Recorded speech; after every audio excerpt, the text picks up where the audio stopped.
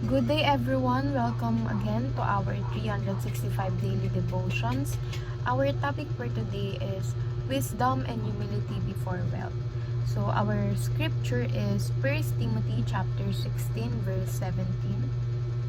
As for the rich in this present age, charge them not to be haughty, nor to set their hopes on the uncertainty of riches, but on God who richly provide us with everything to enjoy. In Tagalog, ang mayayaman sa material na bagay ay utusan mong huwag magmataas at huwag umasa sa kayamanang lumilipas.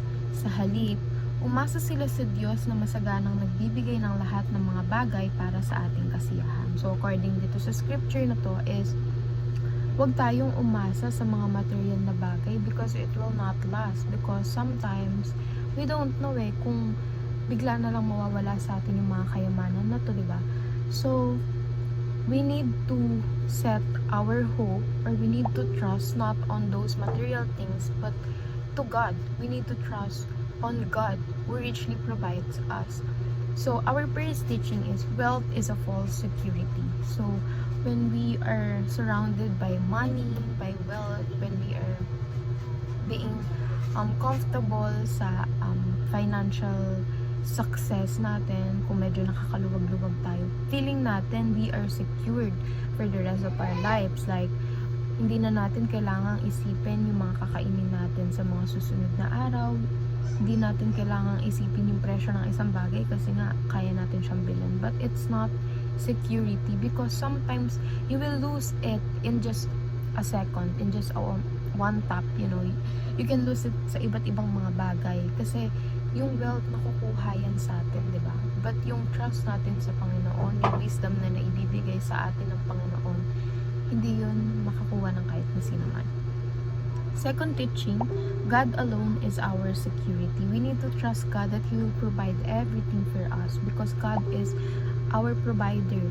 Lahat ng kailangan natin is kayang ibigay sa atin ng Panginoon and hindi natin kailangan magtiwala sa pera or sa kayamanan na natatanggap natin because it all came from God. And kapag nakita ni God na you're being matapobre or nagmamataas ka na masyado, pwede niyang kunin yun sa'yo And makikita din ni God yung tunay na nilalaman ng puso mo na nakaasa ka sa material things at hindi sa Kanya.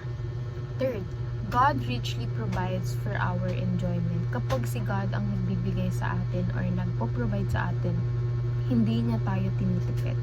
Lahat ng binibigay ng Panginoon sa atin is sufficient and mas madalas, sobra pa nga So, we don't need to, parang mag-worry kasi God is with us. God will provide for us. Kapag nagigipit tayo or kinukulang tayo, trust na yung God natin, yung magpo-provide sa atin lahat ng pangangailangan natin. So, let's move on to application.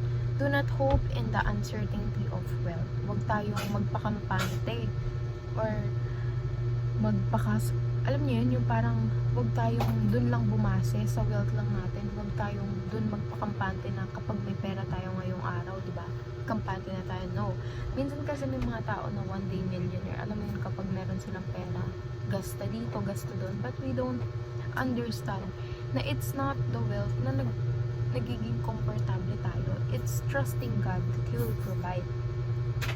Second, ask God for wisdom and humility first before asking for wealth. We need to ask God for guidance. Because sometimes, kapag hinihiling natin yung mga malalaking bagay, especially the success, mahirap kasi yun yung parang hihiling ka ng success but your mind and your heart is not ready for that success. Kasi sometimes, we don't have enough wisdom and humility para ma-handle yung success na yun kasi madaming tao ang magiging successful but they don't have the wisdom and the humility. So, ang nangyayari, lumalaki lang yung ulo nila and yung kayamanan na parang nabibilog yung utak nila, nasisilaw sila sa pera. That's the right term. So, we need to ask God, God, give me the wisdom and the humility para kapag nag-bless mo na ako ng wealth, is kaya ko na siyang i-handle at hindi ako aasa sa wealth na yun, kundi aasa ako sa iyo at sa binigay mong guidance sa akin, sa binigay mong wisdom and humility sa akin. And third, or the last application is trust God who richly provides for our enjoyment. Kapag yun nga, God will provide richly. hindi siya titipid, hindi tayo titipidan ng Panginoon. When we trust God with all of our finances, with all of our needs, He will sufficiently give us those things. Like, hindi kasi natin pwedeng pantayan yung binibigay ng Panginoon sa atin. Kasi sometimes, yung mga wealth na yan, yes, sometimes it can brings us happiness. Kasi when you buy your favorite, shoes, bags, or kahit anong mga luho mo, di ba? Parang masaya siya sa puso. But when we think about it, those things are just temporary. Sa una lang siya masaya eh. Kapag nabili mo siya, dun lang siya masaya kasi patagal ng patagal bumababa din yung value nun, or patagal ng patagal, hindi na ganun ka-satisfied yung puso mo dun. But when we are with God, baliktad eh. Kasi patagal ng patagal, mas lalo tayo nagkakaroon ng peace of mind. Mas lalo tayong magiging masaya because we know na kahit ano man yung kailanganin natin is God will provide for us.